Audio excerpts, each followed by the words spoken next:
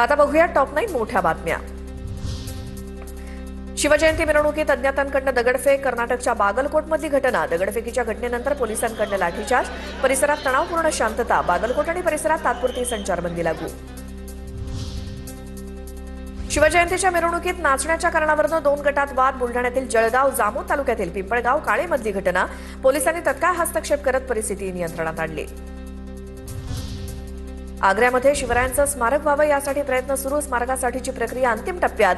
मुख्यमंत्री फडणवीसांची माहिती। तर 2030 मध्ये पंतप्रधान मोदींना शिवजयंतीसाठी आमंत्रित करू। आग्र्यातील लाल किल्ल्यावर शिवजयंती साजरी। एन्काउंटर स्पेशालिस्ट प्रदीप शर्मा यांचा निकटवर्तीय संतोष शेलारचा जामीन नाकारला।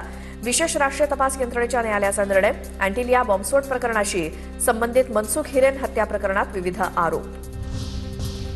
नवी मुंबई विमानतळाला दिबा पाटील यांचं नाव देण्यासाठी सर्वपक्षीय कृती समिती आक्रमक। 23 फेब्रुवारीला आझाद मैदानावरती आंदोलन करणार। कृती समितीचे पदाधिकारी आणि कार्यकर्ते आझाद मैदानावर धडकणार।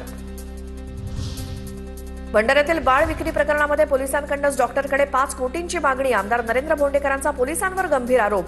बाळ विक्री प्रकरणात 2 आरोपींना अटक तर 4 आरोपी अद्याप फरार। नितीन गडकरींवरील आक्षेपार्ह व्हिडिओ या प्रकरणी तिघांवरती गुन्हा। आयटी कायद्याअंतर्गत तिघांवरती नागपूर सायबर पोलिसात गुन्हा। दोषींवरती कठोर कारवाई करण्याची भाजपच्या शिशिर त्रिपाठी यांची मागणी। करणी सेनेकडून राहुल गांधींसह 25 खासदारांना जीवे मारण्याची धमकी दिल्याचा व्हिडिओ व्हायरल। काँग्रेस नेते पवन खेरांकडून व्हिडिओ ट्विट करत भाजप आणि करणी सेनेवरती टीका।